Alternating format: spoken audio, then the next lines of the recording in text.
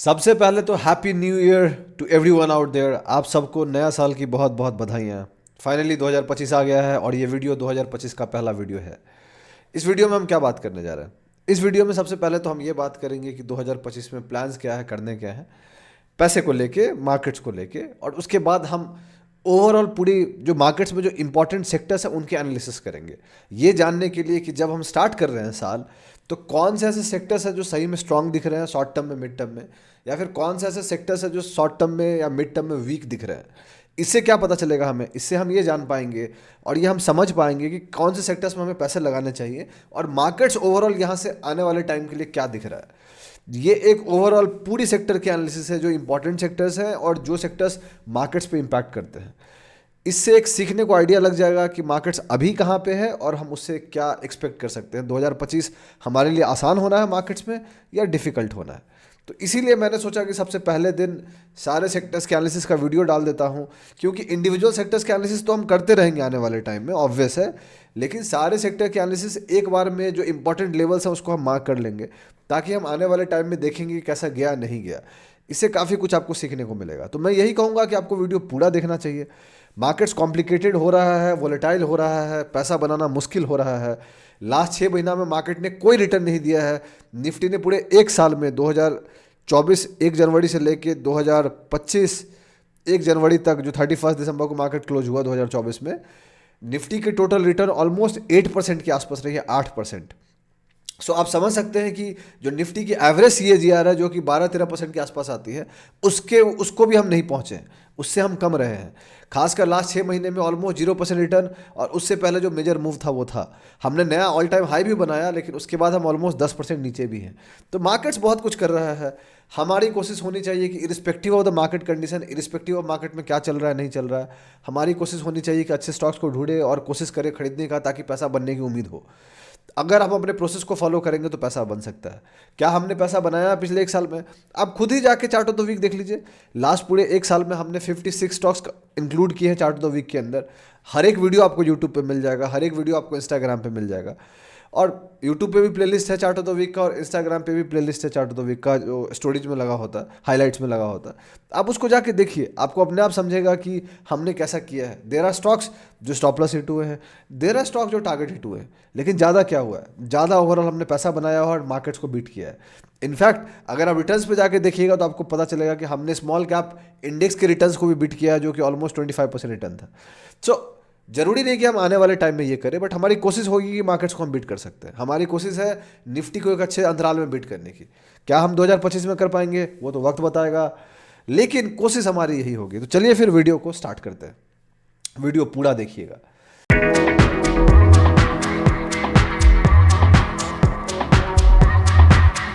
कैसे हैं आप लोग? मेरा नाम ब्रजभूषण है और मैं आप लोग का स्वागत करता हूं आप लोग के अपने चैनल पे, जिसका नाम है ट्रेड विद भूषण। जैसा कि आप जानते हैं कि इस वीडियो में हम सेक्टर एनालिसिस के बारे में बात करेंगे और सारे सेक्टर्स के बारे में हम बात करेंगे, देखने के लिए कि शॉर्ट टर्म में कैसा दिख रहा है और मिड टर्म में कैसा दिख रहा है और इंपॉर्टेंट लेवल्स कौन से हैं जो हमें ध्यान रखने की ज़रूरत है। आगे बढ़ने से पहले मैं 2 चीज़ क्लियर कर देना चाहता हूँ। पॉइंट नंबर 1, मैं सेबी रजिस्टर्ड नहीं हूँ, तो जो भी मैं बात कर रहा हूँ इस वीडियो में वो लर्निंग पर्पज के लिए है, कोई टिप या रिकमेंडेशन नहीं है। आप ब्लाइंडली मुझे फॉलो मत कीजिएगा, मैं गलत हो सकता हूँ। There are times, multiple time जहाँ पे मैं गलत होता हूँ। मेरी एक्यूरेसी 45-50% के आसपास चलती है, तो हर दूसरा बार मैं गलत होता हूँ। तो ये मैं आपको हर वीडियो में बता देता हूँ ताकि आपको पता होना चाहिए। आप ब्लाइंडली मेरी बात को फॉलो मत कीजिएगा, मैं जो करता हूँ वो मैं आपके सामने लेके आता हूँ, ठीक है। पॉइंट नंबर 2, आपको कोई भी फाइनेंशियल डिसीजन लेने हैं उसके लिए अपने फाइनेंशियल एडवाइजर को जरूर डिस्कस करिए, बिकॉज वो सही लोग होंगे आपको एडवाइस करने वाले। हम जैसा इंसान सही लोग नहीं होगा, बिकॉज हमें आपका रिस्क नहीं पता, आपको हमारा रिस्क नहीं पता, हमें आपका माइंडसेट नहीं पता, आपको हमारा माइंडसेट नहीं पता, ठीक है। अब चलते हैं वीडियो को मेन टॉपिक पर बात करते हैं। देखिए 2024 का मार्केट्स कॉम्प्लिकेटेड रहा है। मैंने ये क्लियरली बोला है आपको स्टार्टिंग में ही कि निफ्टी का रिटर्न 8% के आसपास रहा है। बहुत सारे लोग निफ्टी के रिटर्न्स को बीट नहीं कर पाए हैं। आपने क्या किया है? क्या आप निफ्टी के रिटर्न्स को बीट कर पाए हो? अगर हाँ, अगर आपने पूरे साल में, पिछले एक साल में 10% से ऊपर का रिटर्न बनाया, तो आप कमेंट सेक्शन में बताइएगा कि आपने बनाया। अगर आपने नहीं बनाया तो आप ये भी बताइएगा कि आपने क्यों नहीं बनाया है और आपकी दिक्कत कहाँ थी। तो ये दोनों चीज़ पता चल जाएगा। अगर आपने बहुत अच्छा किया है, कांग्रेट्स दोस्त, अपने पीठ को थपथपाइए और खुश रहिए। सिंपल है। कोशिश कीजिए कि 2025 में भी पैसा बनाना। अब 2025 आ गया है, 2024 की एंडिंग कॉम्प्लिकेटेड स्टेज पे हुई है। लास्ट 6 महीना से पैसा नहीं बन रहा है, लास्ट 2-2.5 महीने से मार्केट गिर ही रहा है। सो कंक्लूजन है कि 2025 की स्टार्टिंग तो आसान नहीं होनी है, इतना पहले से क्लियर है, किसी को डाउट नहीं होना चाहिए। 2025 का जनवरी महीना और प्रोबेबली फरवरी महीना, क्योंकि 1 फरवरी को बजट है, वो भी आसान नहीं होना है, ठीक है। सो बजट से पहले वॉलेटिलिटी होगी, और वॉलेटिलिटी में बहुत सारे स्टॉक्स गिर सकते हैं। ऑलरेडी बहुत सारे स्टॉक काफ़ी करेक्ट हो रहे हैं, आने वाले टाइम में और भी होंगे। तो आपको ध्यान रखना है कि कैसे सेक्टर्स में आप पैसा डालते हैं, इसीलिए हमने सोचा कि सेक्टर एनालिसिस वीडियो बनाते हैं। तो अब चलिए चार्ट्स पे और बात करते हैं इंपॉर्टेंट सेक्टर्स पे। तो सबसे पहले आपके सामने निफ्टी का चार्ट दिख रहा है। निफ्टी पे कल टेलीग्राम पे मैंने एक पोस्ट भी डाला था, वो ये वाला लाइन ड्रॉ करके कि क्या होगा। आज हम इनिशियली नीचे गए भी फ्राइडे बोल रहा हूँ, मंडे को, लेकिन मंडे या ट्यूसडे को नीचे गए, और लेकिन by the end of the closing हम ऊपर चले गए और एग्जैक्टली वहीं पे क्लोज हुए जहाँ पे चालू हुए थे। जो इस दिन क्लोज हुआ था उसी दिन हम चालू हुए। 0.00% आप चेंज देख सकते हैं। सो मार्केट्स ने कुछ भी नहीं किया सिवाय 10 पैसे के चेंज का, जिसका कोई वैल्यू नहीं है। एक वॉलेटाइल डे जिसमें स्टॉक्स तो नीचे गए लेकिन निफ्टी कुछ नहीं किया, तो that is a good way to understand कि निफ्टी जब कुछ नहीं भी करेगा तब भी आपके स्टॉप लॉस हिट हो सकते हैं, ठीक है। अब बात करते हैं हम सेक्टर्स की, ठीक है। तो सबसे पहला सेक्टर जो इंपॉर्टेंट है वो है फार्मा। तो चलेंगे हम फार्मा पे। ये है फार्मा का इंडेक्स, फार्मा का चार्ट। फार्मा के बारे में हमने सेक्टर ऑफ जो हम मार्केट अपडेट वीडियो बनाते हैं उसमें फार्मा को हमने कवर किया है, और हम क्लियरली कहें कि फार्मा एक स्ट्रॉन्ग स्टॉक है, सेक्टर है। आज के रेट में अगर आप क्लियरली देखिएगा तो फार्मा सबसे स्ट्रॉन्गेस्ट सेक्टर में सबसे पहला नाम आएगा। शॉर्ट टर्म में बहुत क्लियरली आपको दिख रहा है कि स्ट्रॉन्ग है। लेवल्स टू वॉच फॉर, अगर फार्मा इसको ब्रेक कर देता है जो कि 24,000 का लेवल है, तो हम ऑल टाइम हाई बना लेंगे। तो इट गोज विदाउट सेइंग कि फार्मा शॉर्ट टर्म में काफ़ी स्ट्रॉन्ग है, back to back candle strong, और मिड टर्म में भी काफ़ी स्ट्रॉन्ग है, बिकॉज कहीं से कमजोरी नहीं दिख रही है आपको। बीच में फार्मा कमजोर हुआ था पिछले कुछ टाइम के लिए, बट पिछले कुछ दिन से वो स्ट्रांग हो गया। तो pharma is very strong. Support level, resistance level 24,000 break करेगा तो वो लंबे टाइम के लिए और बुलिश हो जाएगा, मिड टर्म के लिए बुलिश, शॉर्ट टर्म के लिए bullish. On the lower side short term bearish होने के लिए उसको इसको ब्रेक करना है जो कि 22,400 है, लेकिन मिड टर्म बेयरिश होने के लिए उसको ये वाला लेवल ब्रेक करने हैं जो कि है 21,400 का लेवल। तो आप लेवल्स मार्क कर लीजिएगा ताकि आपको मदद कर दे। अगर 21,400 ब्रेक करेगा तो मिड टर्म में फार्मा बेयरिश हो जाएगी, 24,000 ब्रेक करेगा ऊपर तो मिड टर्म में फार्मा बुलिश होगी, शॉर्ट टर्म में तो बुलिश ऑब्वियसली रहेगी। मिड टर्म में बुलिश या बेयरिश होने का मतलब है कि शॉर्ट टर्म में ऑटोमेटिक उसके साथ वो हो जाता है। अगर 22,400 हम ब्रेक करते हैं तो शॉर्ट टर्म में फार्मा बेयरिश हो जाएगी, और अगर 21,400 ब्रेक करते हैं, इट गोज विदाउट सेइंग कि वो शॉर्ट टर्म में बेयरिश तो रहेगी, तभी तो मिड टर्म में बेयरिश होगी, ठीक है। लेवल्स का ध्यान रखिएगा। Pharma is very strong. एक और चीज़ फार्मा के बारे में, फार्मा डिफेंसिव सेक्टर के अंदर आता है, तो मार्केट्स अगर गिरेगी तो फार्मा स्ट्रांग रहेगा, बिकॉज वो सेवियर के रूप में आता है। काफ़ी लोग को दवाई तो आपको खरीदनी है, मार्केट्स कहीं भी हो फ़र्क नहीं पड़ता है, इलाज आपका होगा, डॉक्टर के पास आप जाइएगा, हॉस्पिटल चलेंगे, मेडिसिन लेना है, क्योंकि हम इंसान ही वैसे बने हैं, राइट। तो फार्मा सर्वाइव करता है दोस्त, डिफिकल्ट टाइम में और ज़्यादा सर्वाइव करता है, अच्छे टाइम में जब बाकी सेक्टर्स करते हैं तो ये थोड़ा सा करेक्ट कर लेता है, बिकॉज मार्केट का वो पार्ट है। दूसरा sector, second sector is FMCG. ये भी डिफेंसिव सेक्टर आता है, लेकिन पिछले कुछ टाइम से काफ़ी कमजोर दिख रहा है, बिकॉज कंज्यूमर काफ़ी कमजोर हो रहा है। मैंने एक वीडियो बनाया था पिछले वीक के सेक्टर्स मार्केट अपडेट्स में, उसमें मैंने बोला था कि एफएमसीजी मुझे लगता है कि शॉर्ट टर्म में एक सपोर्ट जोन से बाउंस कर सकता है। आज के रेट में एफएमसीजी क्लियरली आपको दिख रहा है कि शॉर्ट टर्म में वो साइडवेज जाने की कोशिश कर रहा है, लेकिन मिड टर्म में वो डाउन ट्रेंड में आ गया। ये डेट है 24 सितंबर से, और वहाँ से कंटिन्यूअस गिरा है वो वन साइडेड ऑलमोस्ट नवंबर तक, फिर कोशिश किया ऊपर जाने का, और अब ऐसा लगता है कि यहाँ पे वो अपना सपोर्ट ढूंढने की कोशिश कर रहा है, मिड टर्म का भी और शॉर्ट टर्म का भी। और ये जो ट्रेंड लाइन आप देख रहे हैं, जिस ट्रेंड लाइन की ब्रेकआउट जो मैंने ड्रॉ करके रखा है आपके लिए, ऐसा लगता है कि गिरना नहीं चाहता है, यहाँ से ऊपर जाना चाहता है। तो अगर ये ऊपर जाएगा तो शॉर्ट टर्म में बुलिश हो जाएगी, और अगर एक ठीक ठाक लेवल को ब्रेक कर देता है तो मिड टर्म में भी बुलिश हो जाएगी। तो वो लेवल्स क्या है देखिए, एक लेवल तो सबसे पहले याद रख लीजिए, वो है लेवल 55,472 का। अगर ये लेवल ब्रेक करता है तो फिर हम जो शॉर्ट टर्म में साइडवेज गए हैं, ये जो नियरेस्ट टर्म में, वो भी बेरिश हो जाएंगे, और मिड टर्म में तो बेरिश रहेंगे ही रहेंगे, तो इसमें कोई बात नहीं है। सो इसका ध्यान रखिएगा, ये लेवल बहुत करीब है, एक दो कैंडल ही लगेंगे इसको ब्रेक करने के लिए। अगर हमने ब्रेक कर दिया तो दोस्त एफएमसीजी फिर बहुत प्रॉब्लम आ सकती है, एंड आपको काफ़ी सेफ रहने की ज़रूरत है। काफ़ी ऐसे सेक्टर्स हैं जो कंज्यूमर्स के हैं, काफ़ी ऐसे सेक्टर्स बोल रहा हूँ, काफ़ी ऐसे स्टॉक्स हैं जो कंज्यूमर के अंदर से जो कि कमज़ोर हो गए हैं। काफ़ी नाम आप जानते होंगे, मैं किसी का नाम लेना नहीं चाहूँगा, बिकॉज फिर प्रॉब्लम हो सकती है, तो उसका ध्यान रखिएगा। Levels to watch for, down trend के लिए कॉमन लेवल यही है। अप ट्रेंड के लिए अगर हम इसको ब्रेक कर देते हैं 58,780 का, तो हम शॉर्ट टर्म में बुलिश हो जाएंगे, ठीक है। और अगर हम इसको गेन कर लेते हैं, रीगेन कर लेते हैं इस लेवल को जो कि 61,000 दिख रहा है आपको, तो हम वापस से मिड टर्म में वापस से बुलिश हो जाएंगे। ठीक है, तो अभी हम इस जोन पे हैं, जो जोन काफ़ी स्ट्रांग जोन था कभी एक टाइम पर, और ये आप देख सकते हैं यहाँ पे रेजिस्टेंस थी, ये सपोर्ट था, यहाँ पे उसको लेने की कोशिश कर रहा है, बाउंस करने की कोशिश कर रहा है। क्या वो कर पाएगा? कंफर्मेशन होगा जब हम इसको ब्रेक कर देंगे। इसको ब्रेक कर देंगे शॉर्ट टर्म में बुलिश, फॉलोड बाय इसको ब्रेक करने पे बाद मिड टर्म में बुलिश, ऑल टाइम हाई बनाने के बाद तो आप जानते हैं कि हमेशा से बुलिश हो जाता है। तो ये रहा दूसरा सेक्टर, डिफेंसिव है, गिरेगा मार्केट, अगर गिरता है कॉम्प्लिकेटेड रहता है तो ये सपोर्ट दे सकता है, जो कि आप देख रहे हैं सपोर्ट देने की कोशिश कर रहा है। अब चलते हैं तीसरे सेक्टर की तरफ। वीडियो लंबा होगा, ध्यान रखिएगा, बिकॉज हम मेजर सेक्टर्स की बात करना जा रहे हैं, तो आपको बिल्कुल भी बोर नहीं होना चाहिए, क्योंकि शॉर्ट टर्म वीडियो तो बनेगा नहीं इस पर। ठीक है, और अगर वीडियो आपने यहाँ तक देखा तो आप बताइएगा कि यहाँ तक आप देख रहे हैं। थर्ड सेक्टर है मीडिया। मीडिया बहुत क्लियरली आपको दिख रहा है कि मीडिया काफ़ी कमज़ोर हो गया है, शॉर्ट टर्म में भी कमज़ोर हो गया है, और इस लेवल को ब्रेक करने के बाद वो मिड टर्म में भी कमज़ोर हो गया है। So media is very weak now, बहुत क्लियरली दिख रहा है आपको।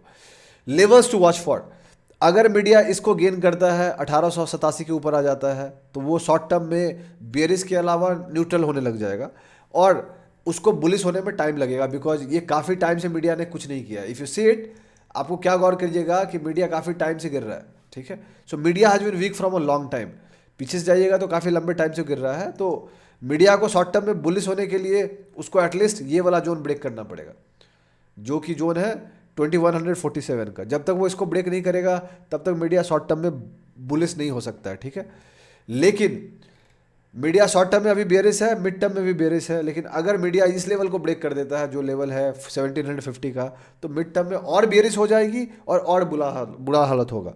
तो आपको मीडिया के कोई भी स्टॉक से दूर रहना चाहिए, एटलीस्ट मैं तो यही कर रहा हूँ, मैं अपना बता रहा हूँ कि मैं ये कर रहा हूँ। तो मीडिया का लेवल बहुत क्लियर है, इसको रिगेन करेगा तो ये साइडवेज चला जाएगा, इसको गेन करेगा तो शॉर्ट टर्म में बुलिश हो जाएगी, एंड मिड टर्म में बुलिश यहाँ पे होने लग जाएगी जब वो इतना मूव कर लेगा तो। लेकिन अगर इसको ब्रेक करता है तो शॉर्ट टर्म में ऑब्वियस बेरिश है, मिड टर्म में और बेरिश हो जाएगी, और बुरा हाल हो जाएगा, और गिर सकता है। ठीक है, तो मीडिया से दूरी बना के रखें, बिकॉज मीडिया ने कुछ भी नहीं किया एक लंबे टाइम से। ठीक है, सो अगर आप गौर कीजिएगा तो 2021 से ही कुछ नहीं कर रहा है। Even if the bull run has happened, bull run अब हम बात कर रहे हैं बुलरन की, लेकिन एक ऐसा सेक्टर जो कुछ नहीं किया है पिछले 3-4 साल में, आपको क्लियरली दिख रहा है, वो मीडिया है। ठीक है, अब चलते हैं अगला सेक्टर पे। अगला सेक्टर है पीएसयू बैंक्स। पीएसयू बैंक एक साइडवेज रेंज में है, मिड टर्म में वो साइडवेज में है, क्योंकि एक लंबे टाइम को सपोर्ट कर रहा है। ये कैंडल है 4 जून का कैंडल, आप देख सकते हैं। आज के रेट में मैंने एक बार यहाँ पे शेयर भी किया था कि इट लुक्स लाइक कि मेक और ब्रेक लेवल है, बट इसको हम बाउंस कर गए थे। तो मिड टर्म में ये साइडवेज पे है, शॉर्ट टर्म में ये बेयरिश है। लेवल्स टू वॉच फॉर, अगर हम इसको ब्रेक कर देते हैं जो कि 6187 का लेवल है, तो मिड टर्म में हम बेरिश हो जाएंगे पीएसयू बैंक में, और शॉर्ट टर्म में ऑब्वियस बेरिश हो जाएंगे। शॉर्ट टर्म में हम अभी भी बेरिश हैं। ठीक है, तो पीएसयू बैंक से मैं दूरी बना के रख रहा हूँ, बिकॉज कोई भी स्टॉक को जाके देखिएगा, बैंकिंग स्टॉक्स आपको बुरा दिखेगा, वो बहुत अच्छे स्ट्रक्चर पे नहीं है, सिवाय 1-2 के नाम आप जानते होंगे मैं किसके बारे में बोल रहा हूँ। उसके बाद जो बुलिस की बात है, तो until the time we recover this level, इस लेवल के ऊपर जब तक हम नहीं आते हैं तब तक हम शॉर्ट टर्म में भी बुलिस नहीं होंगे। So we need to gain 7049 के level for the short term bullish, एंड फिर हमें इस लेवल को गेन करना पड़ेगा 7500 लेवल को मिड टर्म में बुलिस होने के लिए। ठीक है, अभी मिड टर्म में हम साइडवेज में हैं, शॉर्ट टर्म में बेरिश हैं। बता दिया आपको लेवल, इसको ब्रेक करो नीचे, इसको ब्रेक करो शॉर्ट टर्म में ऊपर, इसको ब्रेक करो मिड टर्म में ऊपर। ठीक है, लेकिन अभी के लिए दूरी बना के रखनी है। उसके बाद जो सेक्टर है वो है मेटल्स। मेटल्स क्लियरली दिख रहा है, मिड टर्म में साइडवेज है, बेरिश साइड पे इंक्लाइंड है, शॉर्ट टर्म में बेरिश है, इसमें कोई डाउट नहीं है। मेटल्स के जो लेवल है, मेटल हाँ उसका लेवल, ये जो लेवल है बहुत करीब है, अगर इसको हम ब्रेक कर देंगे 8536 का, तो मिड टर्म में हम बेरिश हो जाएंगे, शॉर्ट टर्म में हम ऑब्वियस बेरिश हैं। और आप क्लियरली देख सकते हैं कि ये सब सेक्टर्स बहुत बुरे तरीके से गिर रहे हैं, ऐसा नहीं कि बहुत आराम आराम से गिर रहा है। मार्केट्स कमज़ोर है क्योंकि कोई भी सेक्टर मेजर सपोर्ट नहीं दे रहा है सिवाय फार्मा का, और फार्मा कोई बहुत ऊपर लेके नहीं जा सकता है, बिकॉज फार्मा में कोई मेजर कंपनीज नहीं जो मार्केट को बहुत सपोर्ट कर दे, तो उसके लिए बाकी सेक्टर सपोर्ट में चाहिए। ठीक है, तो अगर मेटल का ये लेवल ब्रेक हो जाता है 8530 का लेवल, तो हम शॉर्ट टर्म में मिड टर्म में बेरिश हो जाएंगे, शॉर्ट टर्म में तो ऑलरेडी बेरिश है।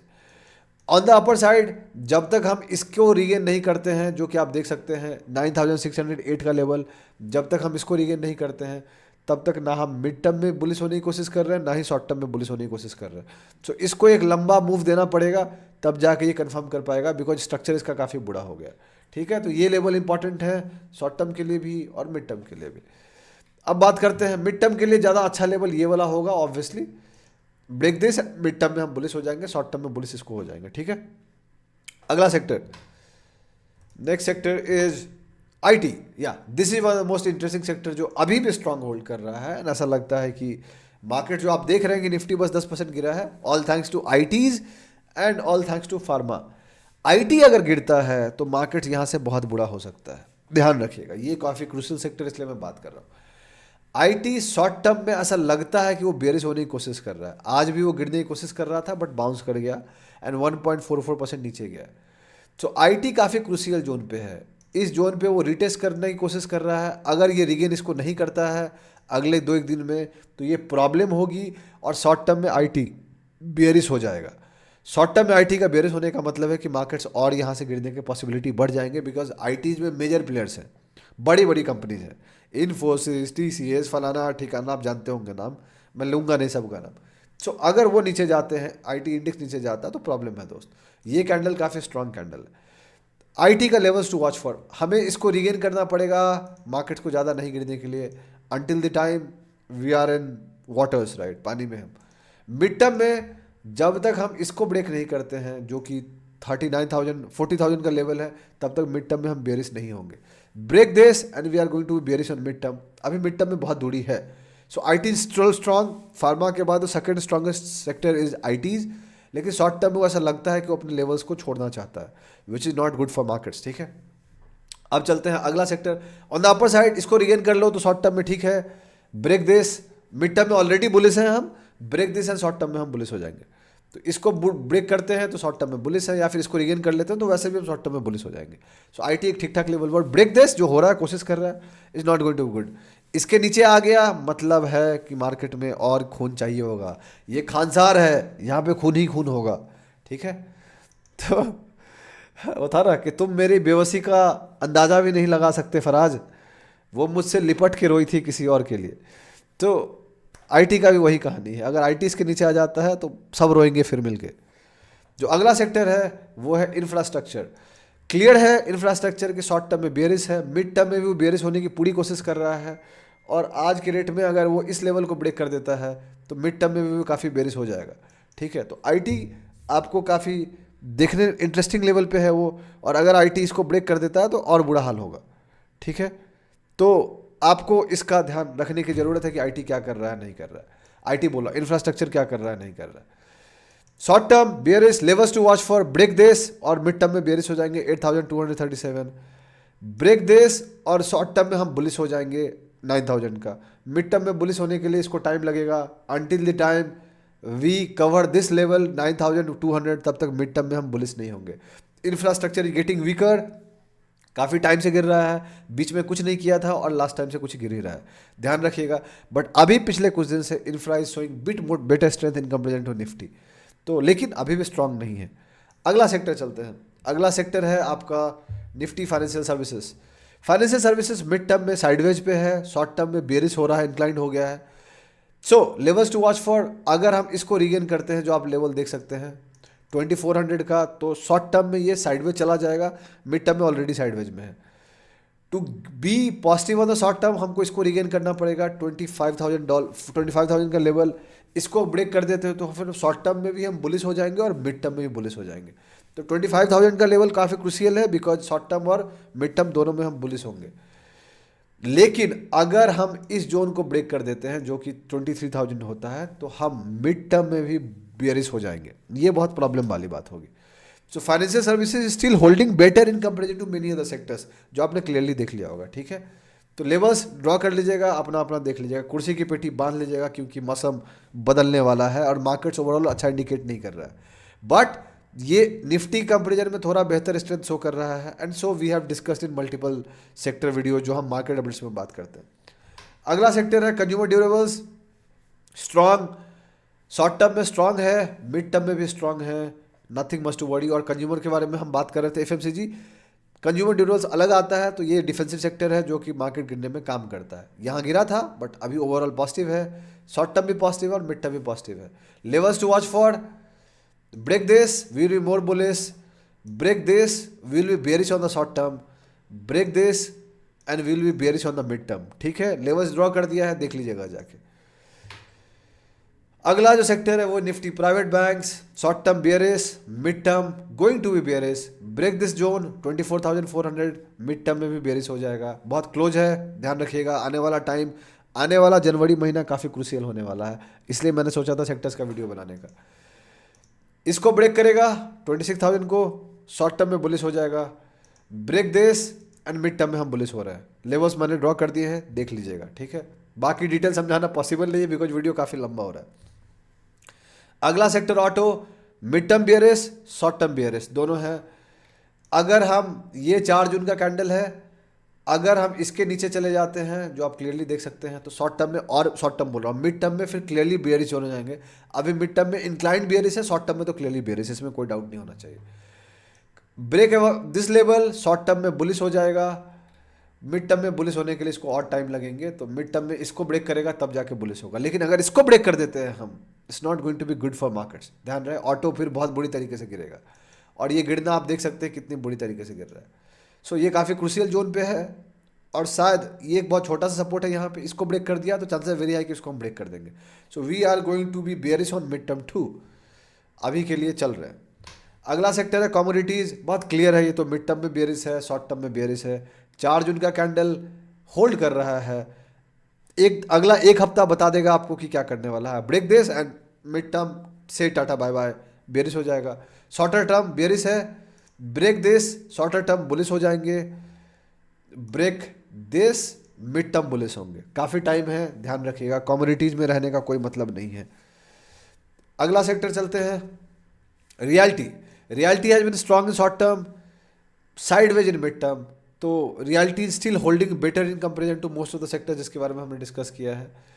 Break this will be more bullish on mid term as well as short term, break this short term में bearish, break this mid term में bearish, से tata bye bye to realty. अभी space काफ़ी बचा है, ध्यान रखिएगा।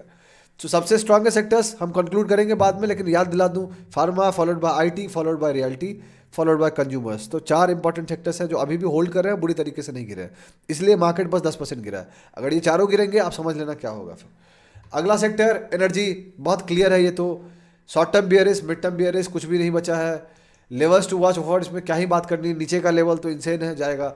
On the upper side break this 38,000 का, हम 38,000 को अगर हम ऊपर आ जाते हैं, शॉर्ट टर्म में बुलिश हो जाएंगे, मिड टर्म में बुलिश होने के लिए इसको बहुत टाइम लगना है।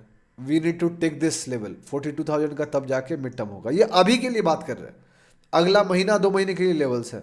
अगर हम और टाइम लगाते हैं तो दोस्त फिर बाद में फिर से वीडियो बनाएंगे जिसमें हम सबकी इंपॉर्टेंट लेवल्स पे बात करेंगे, ठीक है। लेकिन अगला महीना 2 महीने के लिए सारे लेवल्स इंपॉर्टेंट है। और सपोर्ट ढूंढा जाए तो एक सपोर्ट इसका नीचे ये बचता है 34,000 का, इसको ब्रेक कर दो तो और बेयरिश हो जाएगी। तो एनर्जी से तो बहुत दूर रहना है। रिलायंस इसका गिर रहा है, तो जब रिलायंस उतना गिर रहा है तो बाकी तो गिरेंगे ही गिरेंगे। अगला सेक्टर है कंजम्पशन, इसके बारे में हम बात कर चुके हैं तो दोबारा हम डिस्कस नहीं कर रहे हैं। शॉर्ट टर्म साइडवेज, अलग कंजम्पशन है वैसे तो फिर भी, लेकिन आपको दिखना है तो ये है, बहुत ज़्यादा कुछ नहीं है, हमने ऑलरेडी डिस्कस कर लिया है। PSC index, PSC index is short term bearish, mid term going to be bearish, इसके नीचे हम चले गए कंफर्म बेयरिश है फिर मिड टर्म में। अभी मिड टर्म में इंक्लाइंड हम बेयरिश हो गए हैं। शॉर्ट टर्म में अगर हमें ऊपर जाना है we need to cross this 10,400 को, मिड टर्म में ऊपर जाना है we need to cross this, जो कि बहुत टाइम है इसमें, ठीक है। अगले 2 महीने की बात कर रहा हूँ, लेवल जाके देख लीजिएगा। अगला सेक्टर है CPSC index, short term bearish, mid term incline towards bearish, break this and we are done for this ना, ठीक है। तो ध्यान रखिएगा, अगर इसको ब्रेक कर देते हैं तो बहुत प्रॉब्लम होगी, बिकॉज ये सब निफ्टी को काफ़ी लेवल पे अंडर परफॉर्म कर रहे हैं। On this if we break this, short term में बुलिश हो जाएंगे, for mid term to be bullish काफ़ी टाइम लगने हैं, it will take much more time. Levels बता दिया है, ध्यान रखिएगा। अगला सेक्टर है मिड कैप 50, ये सेक्टर्स में नहीं आएगा, अलग अलग कहानी है, बट मिड कैप का आप क्लियरली देख सकते हैं कि मिड कैप स्ट्रॉन्ग होल्ड कर रहा है शॉर्ट टर्म में, incline towards bearish but still holding strong, sideways है पोजिशनल में मिड टर्म में, ठीक है। Small cap is sideways, positional में साइडवेज है, शॉर्ट टर्म में towards indicating towards bearish sign, right. तो ये अलग अलग है, ये तो मेजर इंडेक्स होगा, सेक्टर्स में नहीं आता है। कंक्लूजन क्या है? कंक्लूजन बहुत सिंपल है कि तीन चार मेजर सेक्टर से जो सपोर्ट कर रहे हैं, फार्मा सबसे स्ट्रांगेस्ट है, आईटी दूसरा, रियल्टी तीसरा, एंड चौथा हमने क्या बात किया था आप बताइएगा, बिकॉज मैंने बता दिया है आपको कि क्या है नहीं, इससे पता चलेगा कि आपने वीडियो देखा है। ब्लाइंडली कुछ भी नहीं करना है, बिकॉज फार्मा को छोड़ दे तो कोई भी मेजर सेक्टर्स नहीं है जो बहुत स्ट्रांग दिख रहा है। आईटी एक ऐसे जोन पे है जो बहुत क्रूशियल है, अगला एक वीक बहुत इंपॉर्टेंट होना है, ध्यान से देखिएगा उसको। अगर अगले एक वीक में आईटी नीचे चला गया, I will not be surprise कि निफ्टी फिर 23,200 का लेवल ब्रेक कर देगा, जिसके बारे में हम बात कर रहे हैं। तो ब्लाइंडली कोई स्टॉक मत खरीदिए, सेक्टर्स के हिसाब से जाइए, स्टॉक को ढूंढिए जो स्टॉक बहुत स्ट्रांग है उसमें होल्ड कीजिए, जैसे हम चार्ट ऑफ द वीक कर रहे हैं। अगले वीक से चार्ट ऑफ द वीक में हम जो भी कमजोर स्टॉक होगा उसको निकालने लग जाएंगे, बिकॉज जो भी पैसा था उसको यूज कर रहे थे, and I was trying to be bit more aggressive, तो मैंने हल्का सा पोजीशन और ऐड किया है। इस वीक से बाय फ्राइडे और बाय कमिंग मंडे हम एक स्टॉक में निकलेंगे, विल ऐड अनदर वन, तो वो चालू हो जाएगा rebalancing again, because we are 100% invested now. So conclusion क्या है? कंक्लूजन है कमजोर स्टॉक को निकालिए, मजबूत के साथ बने रहिए। अगर मजबूत को आप निकालिएगा, कमजोर के साथ बने रहिएगा, तो आप मार्केट से बाहर हो जाइएगा। 2024 में आपने पैसा नहीं बनाया है, 25 में भी नहीं बना पाइएगा। 25 में बनाना है, सही लोग को फॉलो कीजिए, शायद अगर हम सही हैं हमें फॉलो कर सकते हैं। आपने वीडियो यहाँ तक देखा है, कमेंट सेक्शन में जरूर बताइएगा, इससे पता चलेगा कि आपने वीडियो पूरा देखा है। काफ़ी लंबी थी वीडियो, प्रोबेबली सबसे लंबा वीडियो है मेरे चैनल पे ये, बट नया साल में नया तोहफा मेरी तरफ से जो पूरी सेक्टर एनालिसिस मैंने की है आपके लिए। आई होप आपको पसंद आया होगा। वीडियो अच्छा लगा तो लाइक कीजिए, सब्सक्राइब कीजिए, चैनल को सपोर्ट कीजिए, हमें अपने दोस्तों के साथ शेयर कीजिए, उनको बोलिए हमारे चैनल को सब्सक्राइब करने के लिए। बहुत जल्दी मैं आपसे अगले वीडियो मुलाकात करूंगा, तब तक के लिए अपना ध्यान रखिए, अपने घर वालों का ध्यान रखिए। Happy new year once again. Cheers, bye.